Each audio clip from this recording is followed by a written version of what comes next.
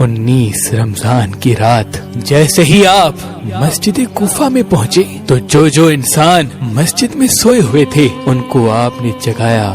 ان میں آپ کا قاتل عبد الرحمن ابن ملجم بھی تھا. اس نے جیسے ہی امام علی علیہ السلام کو دیکھا تو امام علی علیہ السلام نے فرمایا فجر کے وقت اللہ کے گھر میں سونا اللہ کو پسند نہیں. اٹھو اور اپنے فعل کو انجام دو. یہ کہہ کے آپ محراب کی طرف روانہ ہو گئے اور اذان دینے لگے. آپ کی آخری اذان جیسے ہی کوفے کی گلیوں میں گونجی تو ایک کوہرام برپا ہو گیا. ہر کوئی رونے لگا کہ آج ہی آسمان کا رخ کچھ عجیب لگ رہا ہے. امام علی علیہ السلام بعد اذان جیسے ہی اللہ کی عبادت کے لیے مصلی پہ پہنچے, قیام کیا, رکوع کیا, سجدے میں گئے تو عبد الرحمن ابن ملجم جو اپنے ساتھ ایک تلوار چھپا کے آیا تھا جو زہر میں ڈوبی ہوئی تھی, آپ جیسے ہی سجدے میں گئے تو اس ملعون نے سجدے کی حالت میں آپ پہ وار کر دیا. جیسے ہی آپ کے سر پہ اس ضرب کا لگنا تھا آپ نے فرمایا فزتو برب الکعبہ, کعبے کے رب کی قسم آج یہ علی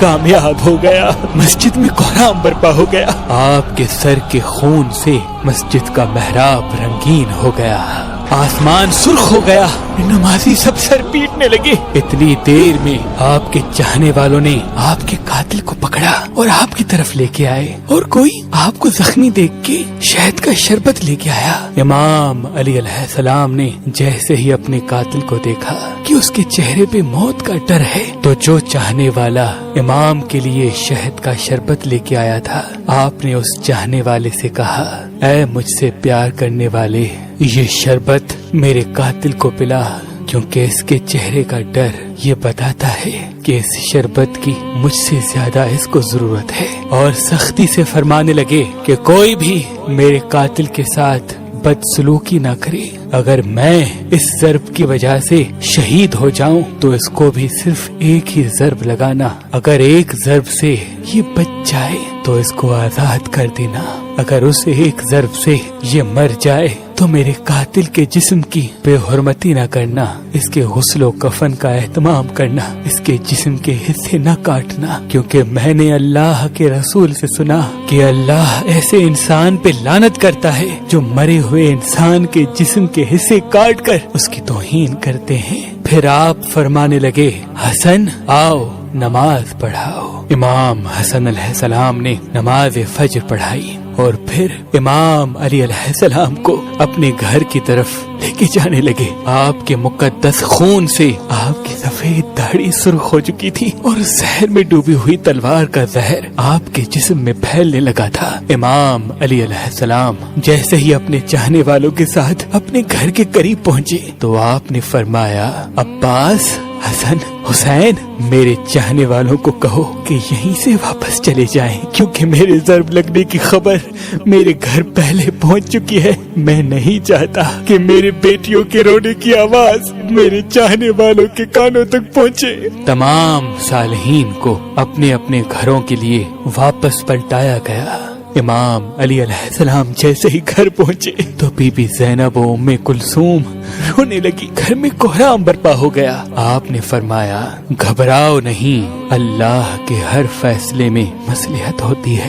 بس آپ بستر بیماری پہ آئے, طبیب نے دیکھا تو رو رو کے فرمانے لگے کہ امام علی علیہ السلام کے جسم مبارک میں زہر پھیل چکا ہے, جتنا ہو سکے امام علی علیہ السلام کو دودھ پلائیں. یہ بات جیسے ہی کوفے کی گلیوں تک پہنچی تو ننھے ننھے یتیم بچے اپنے ہاتھوں میں دودھ لیے امام علی علیہ السلام کے دروازے تک پہنچے اور کہنے لگے یا حسن, یا حسین, ہمارے امام کو ہمارے حصے کا دودھ پلائیں. ہم ایک مرتبہ یتیم ہو چکے ہیں, دوسری مرتبہ نہیں ہونا چاہتے. آپ بستر بیماری پہ بھی مسلسل اللہ کا ذکر کرتے رہے.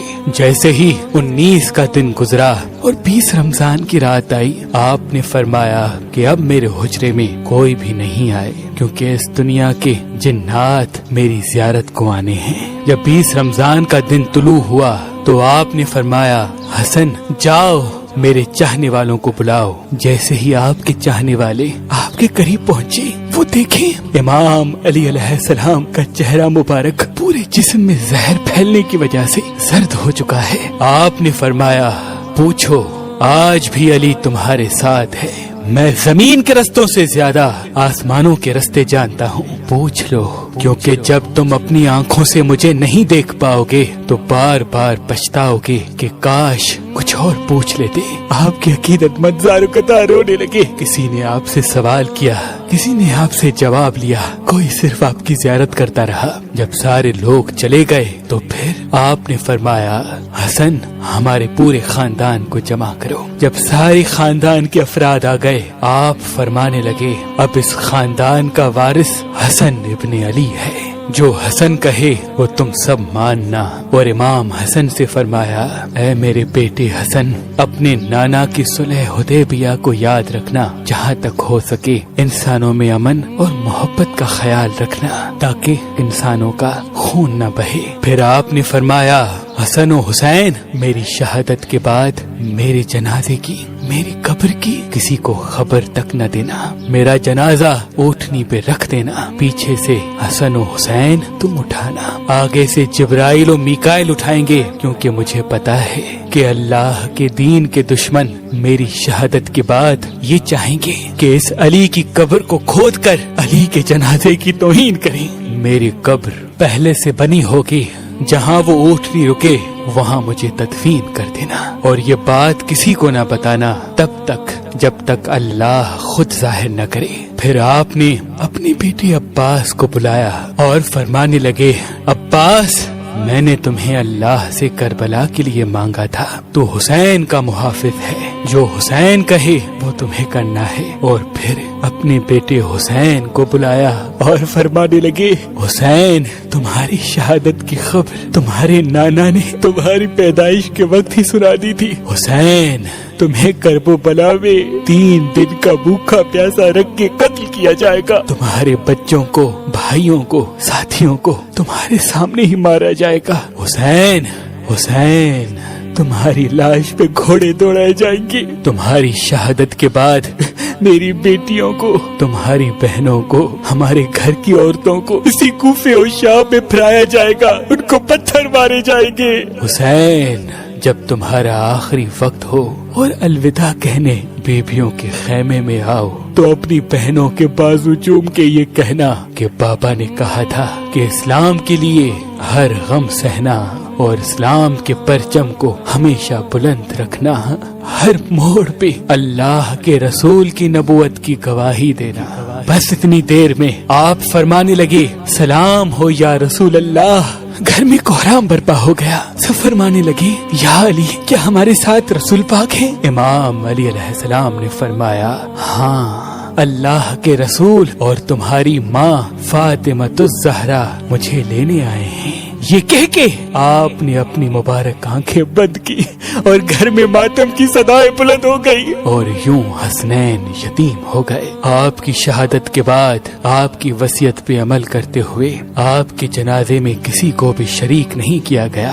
آپ کا جنازہ پیچھے سے حسن و حسین نے جیسے اٹھایا تو آگے سے جبرائیل و میکائیل اٹھانے لگے اور ایک نورانی اونٹنی پہ سوار کر دیا. حسن و حسین جبرائیل و میکائیل کے علاوہ کسی کو خبر تک نہیں خاموشی سے اس اٹھنی کے پیچھے چل ہی رہے تھے کہ جیسے ہی کوفے سے تھوڑا سا آگے گئے ایک چمکیلے پتھر پہ وہ اٹھنی رک گئی. اس پتھر کو ہٹایا گیا تو وہاں ایک قبر پہلے سے ہی بنی ہوئی تھی اور اس پہ لکھا ہوا تھا کہ یہ قبر اللہ کے نبی نوح نجی اللہ نے بنائی ہے، اللہ کے اس ولی علی کے لیے جس کے صدقے میری کشتی کو نجات ملی.